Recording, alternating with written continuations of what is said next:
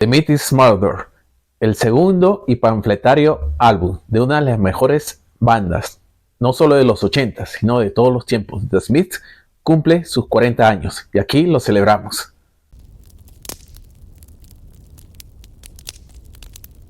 Hablar de The Smiths es resaltar a la banda que creó el indie.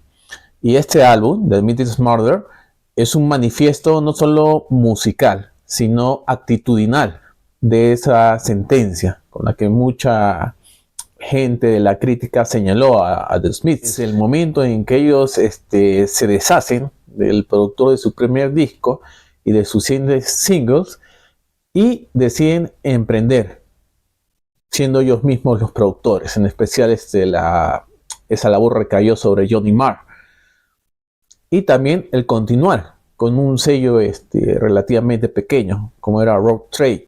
Y también ejercer las funciones de manager. Algo que con el tiempo les trajo una carga caótica, engorrosa y frustrante. Además de cumplir con sus funciones de músicos. Vamos a los antecedentes del álbum y descubrir el porqué. El ser un Smith tenía características dicotómicas. A mediados de 1984, Morrissey concedió una entrevista a la revista Rolling Stone, donde habló sobre su lugar en la industria pop, sus influencias musicales y literarias, y también de la deliberada ausencia del tema del sexo y de la sexualidad en las líricas de sus canciones. Algo que más bien para la música y la generación de esa época era algo cotidiano.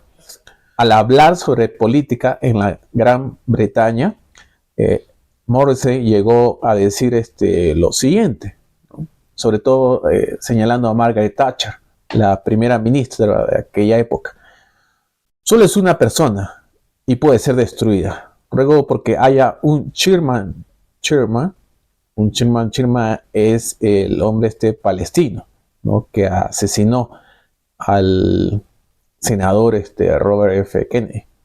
Bueno, dice, en alguna parte, en este momento es la única solución para este país. Cuando el reportaje salió a la luz, el redactor escribió de la siguiente manera, ¿no? Responde a un único nombre, Morrissey, y se proclama un profeta del cuarto género. Reconoce que es homosexual, pero añade que también es célibe. Al cantante, que siempre se había presentado como asexual, le incomodó bastante esta publicación. Y él replicó de esta manera. Creo que es incierto y muy injusto, ¿no? Declaró con indignación. Yo evito todo tipo de etiquetas. No quiero que me metan en ningún saco, que me incluyan en ninguna categoría. Esa persona dijo que yo era homosexual, sin preguntarme. Ni siquiera lo mencionó. Creo que confundió sus deseos con la realidad. Al final la gente solo ve lo que quiere ver, en el aspecto de lo que yo hago y por qué lo hago. A mí me avergüenza la palabra homosexual, pero no es relevante en absoluto. Estoy encima de eso, francamente. Más adelante, Morrissey llegaría a decir de que la homosexualidad no existía. La imagen de Morrissey es la de una figura que representa una masculinidad y una feminidad a la vez. Puede parecer algo paradójico, pero a la vez él era recibido por su público con flores, con tulipanes, y mientras él lucía contradictoriamente una imagen algo ruda, ¿no? Con sus tupes rocabilescos. Así como había un contraste, ¿no? Entre su timidez y su performance en sus presentaciones en directo. Alguna vez Morrissey diría que su personalidad real solo emergía en sus presentaciones en vivo. Que por cierto, las actuaciones en directo de Morrissey estaban plenas de un narcisismo por momentos enfermizo. Morrissey veía a su banda como una pandilla, fieles a sí mismo. Y también él evitaba en lo posible salir de ese grupo, no juntarse con otras personas. La imagen de la banda, de ser personas serias, algo introvertidas, era totalmente opuesta con lo que ocurría en el interno, en la interna entre ellos, ¿no? Más bien había un espíritu de camaradería, de jovialidad, ¿no? Y de bastante burlas, bromas, ¿no? Estamos hablando de jóvenes que eran menores de 30 años. Otra de las paradojas es que ellos querían ser famosos, querían hacerse conocidos. Sin embargo, parte de esto, de esta campaña, de ese proceso, era salir de gira. Sin embargo, ellos eran capaces de cancelar sus giras por cosas muy absurdas. Por ejemplo, sabemos que Morrissey, y bueno, después lo jaló a Johnny Marr, de que eran vegetarianos, ¿no? Y bueno, eran eticosos con la comida.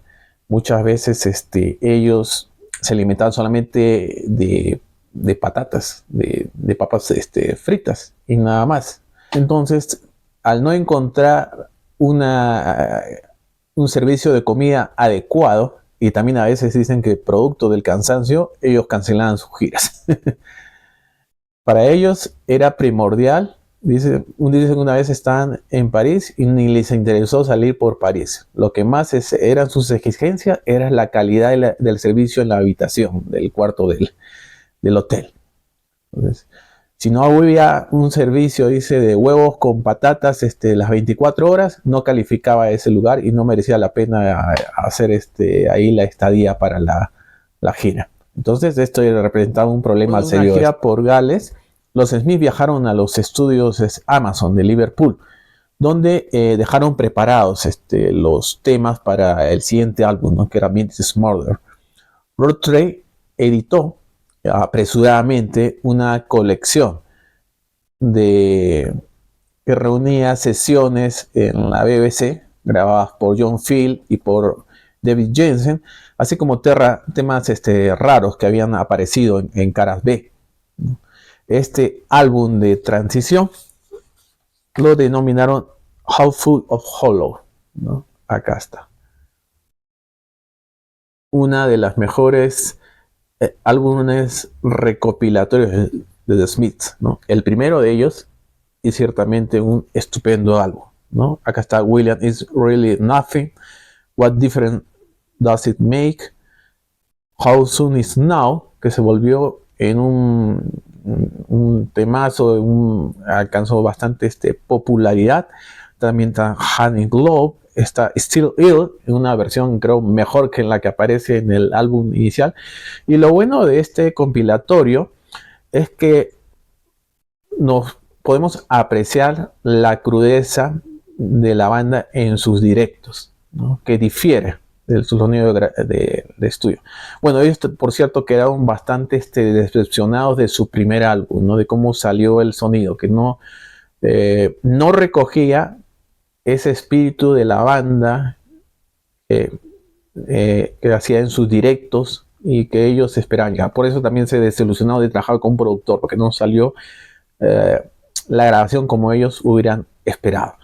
Bueno, Rod Trey entonces lanzó este álbum, ¿no? Una especie de disco de transición entre el primer y el segundo álbum de estudio. Según Morrissey, este disco nació por el pedido de los fans. Ellos estaban solicitando por medio de las cartas que les llegaban, ¿no? De que puedan publicar aquellas sesiones de radio y aquellos lados B.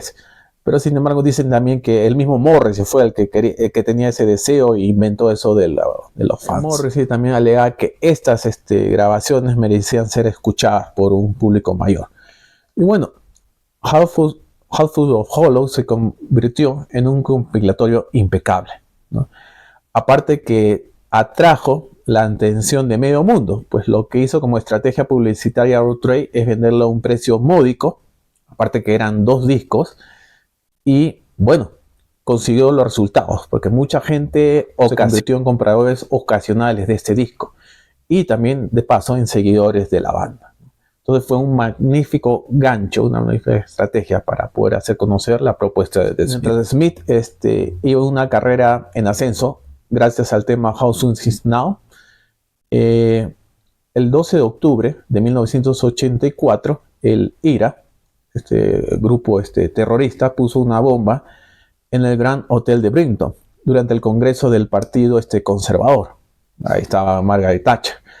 La explosión lamentablemente mató a 3 personas y dejó otras 30 heridas o también mutiladas.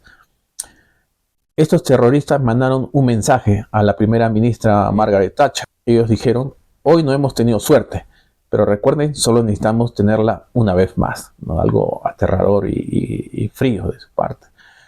Morrissey, lejos de apiadarse de la tragedia ajena, porque hubo gente inocente que falleció y quedó mal, él dijo, ¿no? La desgracia del atentado de Brighton es que Thatcher ha salido ilesa. La desgracia es que salga viva. Pero estoy bastante contento. Creo que por una vez el IRA ha acertado al seleccionar sus blancos. Palabras, por cierto, bastante desacertadas de Morrissey, ¿no? Está bien tener animadversión contra una persona nefasta como fue Margaret Thatcher, pero de ahí a tener no ser nadita sensible con la desgracia ajena, bueno, eso es algo que no llego a entender, pese a ser un fan de los Smiths y de Morrissey, ¿no? Y como sí tenerla para las mascotas, para los animales, ¿no? Que por cierto está bien, pero si no hay un equilibrio, ahí me resulta un poco contradictorio el mensaje de compasión de Morrissey. Por aquella época, al igual que en Estados Unidos, lanzaron We Are the World, We Are the Children, con todos los artistas y figuras famosas del mundo pop y rockero. Bueno, en el Reino Unido hicieron algo similar, convocando también a figuras británicas, con el tema Do They Know It's Christmas, donde también participó uno de los dúos que están en la cima, que era Wham, ¿no? De George Michael. Estaban en el top en aquella época. Bueno, otra infeliz declaración de Morrissey al respecto. No podemos preocuparnos mucho por el pueblo etíope, ¿no? Este single se hizo para combatir la hambruna en Etiopía, en especial para poder ayudar a los niños. Pero dice, pero torturar diariamente al pueblo inglés es otra cosa. O sea, para él lo peor era que poner esa canción al pueblo inglés a cada momento. O sea, ahí habla bastante también de su insensibilidad con la raza humana. Más declaraciones al respecto. Dice, la fama distrae la atención del mensaje y eso no me gusta. Creo que situaciones como la de Etiopía podrían resolverse fácilmente y que no se resuelve por razones concretas. Y los conciertos y los discos benéficos me parecen bastante inútiles. La figura tímida, excéntrica, horticultural y célibe de Morrissey se fue volviendo para la gente y para la crítica como un ser amargado y retorcido, ¿no? Y sediento de violencia. Esa singularidad, ira y rabia que tenía el Moss quedaría plasmada en las líricas de su siguiente álbum, ¿no? The Meat is Murder. Morrissey siempre insistió en que su banda no era un grupo de álbumes, sino de sencillos. Sin embargo, la realidad demostró todo lo contrario. Otras bandas como Frankie Goes Hollywood, ellos más bien tuvieron sus sencillos, volvieron éxitos. Todo lo contrario para Morrissey y su banda. Ellos más bien fueron adquiriendo una aura de banda de culto. Es más, la revista New Musical Express lo proclamaría como el mejor grupo del Reino Unido. Si bien The Smiths buscaba ser indie, buscaba ser totalmente independiente, su propósito o su fin era la fama, alcanzar el estrellato. Morrissey hablaba mucho de la unidad, de la igualdad dentro de la banda, y para él era su pandilla, su caterva. Sin embargo, dentro de la misma había fisuras. Morrissey, él junto con Mark se volvieron en los líderes, en los productores, en los managers, en los que veían las regalías de la banda y donde ellos dos se llevaban casi toda la torta, ¿no? De las ganancias, y prácticamente relegaron a Mike Joyce, el baterista, y Andy Rourke, el bajista, a un segundo plano. Prácticamente ganaban como músicos de sesión. Nunca vieron realizado alcanzaron la misma bonanza económica de los creativos, ¿no? Porque, por cierto, ¿no? Mark y Morrissey creaban la música y la lírica, pero hay que reconocer que la labor de Andy Rourke y de Mike Joyce en las sesiones rítmicas fueron impecables, ¿no? Mike Joyce alguna vez llegó a decir que si escuchábamos con atención el bajo de Andy Rourke, podíamos encontrar melodías perfectas y canciones ahí en solitario que podían salir sin la necesidad del resto de las capas de guitarra y las otras texturas sonoras. Otra paradoja más que podemos ver es que Morrissey mostraba una compasión por los animales, pero sin embargo mostraba total insensibilidad frente al ser humano, ¿no? Mostraba todo su odio hacia figuras políticas de una manera descomunal. Él llegó a decir que el comer carne, la actividad de la carne era asesinato, puso a los animales como al mismo nivel que el ser humano, ¿no? Con esto no diciendo, creo que no estoy siendo insensible, ¿no? Pero voy un poco a esa contradicción que había en el discurso de Morrissey. Después también señala en uno de los temas de Myth of Murder, señala a la familia como el centro o la originadora de la que origina la violencia.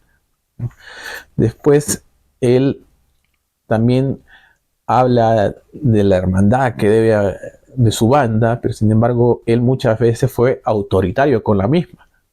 Él muchas veces señaló y dio opiniones personales a nombre de la banda y muchas veces dejó mal parado al resto de la banda que no pensaba igual que él, pero ellos sí mostraron una solidaridad hacia las opiniones. Muchas veces ellos comentan en las memorias y en las distintas biografías que hay publicadas al respecto de que apoyaron la posición de Morrissey porque una manera de ser leales al líder, ¿no? de la banda. También algunas líricas del álbum, ¿no? Por ejemplo, en Home Ruffians, ahí habla de la feria, de este lugar de entretenimiento donde ocurren cosas macabras, funestas.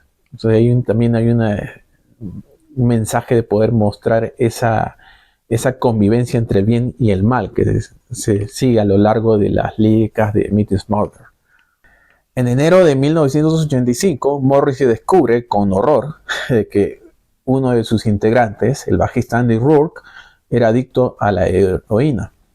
Entonces sugirió de inmediato que en el acto el bajista sea separado de la banda. ¿Por qué? Porque ante la prensa, ante sus fans, The Smiths tenía una imagen bastante antagónica de lo que significa ser una banda de rock, ¿no? Mientras que siempre relacionamos a la banda de rock, o en este caso a las figuras pop, como frívolas, como sumergidas en el mundo de exceso, de sustancias tóxicas y todos estos aspectos, vamos a decirle, corruptos de este mundo, de esta mundanidad. Él quería dar una imagen antidroga, una imagen respetable, ¿no? Y ellos lograron mantener esta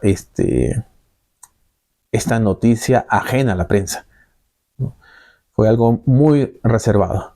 Johnny Marr, que era buen amigo de Andy Rourke, finalmente logra convencer a Morrissey de que no se dé esto, ¿no? De que pueda más bien ayudársele a Andy Rourke. Para Morrissey resultaba que la prensa y que la comunidad se entere esto resultaba algo fatal, pues él se había desfilado por una serie de medios de prensa concediendo entrevistas y ufanándose y proclamando la imagen o el ideario de Smith como una prolongación de valores virtuosos y personales también que tenía Morrissey. una imagen de banda libre de corrupción, una imagen de banda pura. Normalmente vemos a Morrissey intentando hablar del grupo en términos generales, pero sus opiniones personales se centran inevitablemente en él, ¿no? Y él era el que captaba la atención, y él era el que ponía, vamos a decirlo así, la norma conductual de la banda, cómo debía mostrarse frente a los medios y frente a los demás, ¿no? Aunque nuevamente, como he dicho anteriormente, el resto de la banda no estaba de acuerdo con ello. El 11 de febrero de 1985 saldría finalmente al mercado The Meat is Murder. Rápidamente se posicionó en los tops, ¿no?, en los rankings. La presentación de la portada tiene un llamativo diseño, ¿no? Como vemos acá, un soldado, ¿no? Fue rescatada esta imagen o adaptada del film In the Year of the Pig de Emile de Antonio, una película del año 1969, que es una película antibélica, ¿no? Y justamente es un soldado combatiente de la guerra de Vietnam. Acá donde está el casco, ¿sí?, donde dice ahí Meat is Murder, no decía eso originalmente, sino decía haz la guerra y no el amor. Entonces, bueno, Morrissey le cambió a un título panfletario que iba con sus convicciones, ¿no?, que era la protección y la defensa de los animales. En los 80 esa era una época en que el rock estaba involucrado hacia el impulso de causas sociales, también apoyos políticos por ahí. Y The Smith no fue la excepción, aunque lo volcó netamente a la defensa animalista. Y esto también significó una ruptura del discurso que Morrissey había dado en una primera etapa, ¿no?, ajeno a la política, ajeno a otras cosas, y centrarse más en el yo, en las vicisitudes emocionales de la existencia y todo ello, ¿no?, en la melancolía, ¿no? Acá rompe con ese discurso en este segundo disco. Su discurso de desintoxicación antirracista fue reemplazado por la defensa de los derechos de los animales. Una vez Morrissey llegó a decir: creo que el público le aburren los grupos que se meten en temas políticos radicales en todas sus canciones. Sin embargo, en este disco se mete en esos asuntos de alguna u otra manera, no solamente en los derechos animales, sino en sus discursos antimonárquicos y anti primera ministra. Ya con este disco y durante este año, ya la imagen de Morrissey de poder hablar de asuntos o temas personales pasó más a ser política. Y dentro de su proselitismo de defensa en favor de los derechos animales, también en el disco hay cuestionamientos al sistema educativo. Por ejemplo, en el tema de Headmaster Ritual es una crítica al sistema educativo inglés, ¿no?, al alto autoritarismo de los profesores en las aulas y el abuso físico y psicológico que constantemente el mismo artista recibió en su etapa escolar. Después, en The Joke Isn't Funny Anymore, es una crítica a la prensa musical, quienes lo hostigaban por sus constantes tratamientos de temas relacionados a la depresión, a la tristeza, especialmente burlándose de estas líricas Morrissey. Quién sabe si por eso Morrissey se animó a mostrar más bien su lado más más salvaje y más agresivo. Y también acá en el disco musicalmente podemos encontrar un lado más estridente, ¿no?, un mensaje más político, una inmersión por las sonoridades rockabilescas, también por el funk. Entonces es un disco que es una mutación, tanto en la música, en el mensaje, en el discurso y en las líricas de The Smith. El álbum tiene un arranque espectacular y muestra a una banda con un sonido maduro y elegante a través de The Headmaster Ritual. De verdad, la versatilidad de la guitarra de Johnny Marr es extraordinaria, ¿no? en pocos segundos te convence, te engancha escuchar las melodías y los arpegios de la guitarra de Marr. De verdad, uno, antes del minuto ya te das cuenta de que los Smiths estaban ya en un nivel superlativo con respecto a su primer trabajo. La Rickenbacker de Johnny Marr de verdad luce fascinante. La batería de Mike Joyce ya no suena tan entrometida como en la primera producción, sino como un perfecto complemento y como parte esencial de la estructura del tema. Johnny Marr confesó que este tema le tomó bastante tiempo componer su música y lograr esta espléndida canción. Para él fue el tema más largo que le costó componer. Se la presentó a Morrissey durante la producción del primer disco. Ahí le presentó los primeros acordes, las primeras sonidos de ello. El resto fue saliendo con el tiempo y también al mudarse a Earl Court. Aquí líricamente Morrissey descarga su furia, su rabia y su resentimiento, creo más que todo, contra su escuela St. Mary. Y también de paso contra todas las escuelas de Manchester. Y también las instituciones educativas policiales. Otro aspecto para destacar de este tema es la voz de Morrissey, sobre todo en las partes finales, ¿no? Esos aullidos que alzan vuelo, esas capas del sonido de su voz, de verdad son embargadas por la desesperación, son realmente alucinantes, de verdad, es una sonoridad espléndida. Sigue Rush All Ruffians. Al comenzar se escucha una pista, o vamos a decir en la época, un proto-sampler, una ambientación de sonido de feria. Y justamente esta canción trata sobre eso, sobre el ambiente de feria que se vivía. Tanto Marr como Morrissey dicen que en su época las ferias eran lo que daba vida a su triste existencia, ¿no? En otros lugares le llamaríamos ese parque de diversiones, ¿no? Bueno, acá a través de una sonoridad rockabilly también se puede apreciar la versatilidad del bajo de Andy Rourke. Si nos centramos a escuchar las guitarras rockabillescas y el bajo de Andy Rourke, de verdad son majestuosos.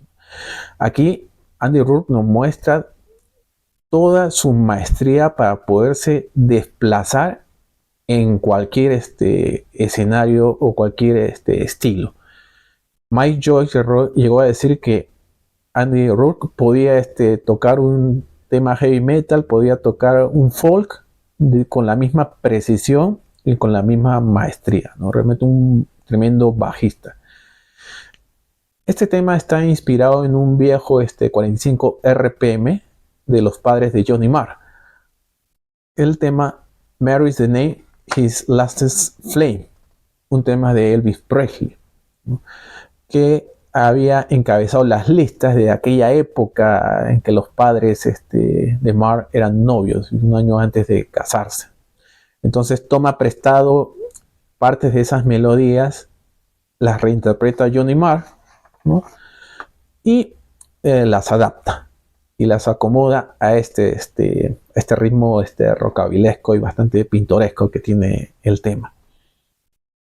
Marr manifestó que quería captar justamente la esencia de las ferias, ¿no? Él había trabajado justamente en una de ellas, atendiendo una pista de carreras de motos en un sitio de Shakespeare, y creía que el mejor lugar para poder escuchar música pues era una feria. Él decía, si una banda, su música suena en una feria, es porque es buenaza. Cuando Morrissey recibió estas melodías de rasgos sesenteros, también se inspiró en los parques de atracciones o de diversiones que habían marcado su adolescencia en Manchester. Dice, las ferias venían una vez al año. Fue una época de una violencia tremenda, odio, malestar, romance y todas las cosas vitales de la vida. Para la lírica, Morrissey se influenció en una de sus actrices, escritoras y comediantes favoritas, Victoria Wood. Él inclusive llegó a bromear, ¿no?, de que estaba casado con ella. Bueno, la comediante también le siguió con la broma, ¿no? Le dijo, hace 11 meses que estoy casada con Morrissey, pero como él está de gira, todavía no nos conocemos. Se transformó la canción de Victoria Wood, 14 Again, que está plena de una nostalgia sardónica, ¿no?, en una lacerante sátira sobre el tiempo de ocio del proletariado. Aquí Morrissey convierte la feria en un carnaval de violencia, teñido de un romance amargo. Aborda la vanidad de la mujer, su recelo hacia la gente avara, la misoginia, el pesimismo, pero a la vez también sigue creyendo en el amor, aunque tenga que, después de la feria, retornar solo, amargado, desanimado y sometido a la voluntad del destino. Luego sigue I Want the One I Can Have, un tema que fue grabado rápidamente, donde Johnny Marr se inspiró en algunos acordes, se los compartió a Mike Joyce y a Andy Rourke, se los llevó a otro lado, ahí les hizo escuchar, y bueno, ellos fueron insertando, acoplándose a la pista, hicieron una sesión informal, y bueno, el tema salió y fue grabado. En este tema, Morrissey vuelve a presentar el dilema de que si el cuerpo gobierna la mente o la mente gobierna al cuerpo, ya presentado en el tema de su anterior disco, Still Ill. Los punteos de Marr en esta canción, hay que decirlo, son realmente coloridos, muy cromáticos e increíbles. What You Say arranca con el aporreo galopante de la percusión de Mike Joyce, mientras la guitarra de Johnny Marr se torna estridente, alcanza niveles cuasi heavy metal por algunos momentos. Sin duda es uno de los temas más rockeros de The Smiths, y bueno, contrasta, es la antítesis de lo que se viene después, con la emblemática The Joke Isn't Funny Anymore. Cuando escribí la letra de esa canción, estaba harto de las preguntas de los periodistas, que siempre son las mismas, y de que la gente intentara esos duelos verbales, que intentara tirarme por tierra y demostrar que soy un farsante. El sonido de esta canción es realmente sublime, así como los magníficos cambios de ritmo de la guitarra de Johnny Marr, que acurrucan con eficacia el lamento desafiante de Morrissey, ¿no?, contra sus burlones, contra esa presa cínica que él señala. Y el epílogo vocal de Morrissey sobre el arreglo balsístico de la guitarra de Marr queda realmente majestuoso. El lado B del álbum arranca con Nowhere Fast. Nuevamente los juegos de voces de Morrissey sobre los rockabilescos riffs de la guitarra de Marr suenan sublimes. Aquí las líricas van de manera irreverente contra la monarquía inglesa. Al contagioso ritmo de la pieza se le acompaña una atronadora secuencia de percusión a manera de interludio entre el inicio y el final del tema. Sigue Well I Wonder, donde las delicadas y electroacústicas cuerdas de Johnny Marr sirven correctamente para que se desplacen los falsetes de rasgos etéreos de Morrissey. Realmente otra pieza de un sonido majestuoso y reconfortante. Barbarism Began at Home fue una canción por la cual la prensa cuestionó de que Morrissey estaba hablando acerca del abuso de menores. Sin embargo, el cantante manifestó que es una evaluación condenatoria a la vida familiar. Sobre una melódica pero afilada guitarra, aquí también el cantante se despacha con unos arreglos de voces realmente increíbles. Y también ese peculiar imitación de sonidos de aullidos de perro herido que ensaya Morrissey. También hay que destacar la secuencia rítmica que crean el guitarrista Johnny Marr con Andy Rourke. Realmente esa secuencia funky es extraordinaria. A los Chic sacan su secuencia, bien secundados por la batería de Mike Joyce. Cierra la devastadora Mrs. Murder, la pieza que da título al álbum, donde desde el saque escuchamos la ambientación del sonido del matadero o del camal, donde se escucha el sonido, el mugido de las reses, esperando su desenlace final, y de los serruchos y de las sierras eléctricas. Luego prosigue una taciturna y fúnebre ejecución de toques de piano, ¿no?, realizados por Johnny Marr, de una connotación fúnebre. Y también a un Morrissey cantando de manera dramática este tema, y señalando y condenando el consumo de carne y todo lo que implica ello. Pues también resulta perturbador cada vez sobre el final escuchar más estos sonidos de las reses y escuchar el sonido de la sierra. Crea toda una ambientación a su proclama Morrissey y los Smiths. La gira del álbum se iniciaría a finales de febrero, y con la marcha de los Capuletos de Prokofiev, la banda haría su aparición en sus distintas presentaciones en directo.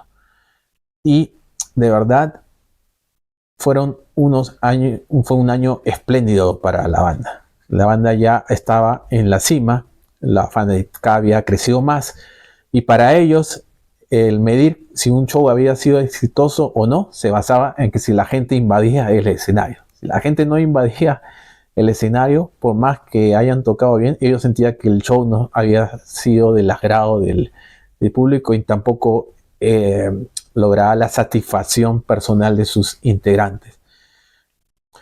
Y también, cuando algo no salía bien en el aspecto técnico, pues ellos hacían una prolongada autopsia con estos operarios para poder limar futuros errores.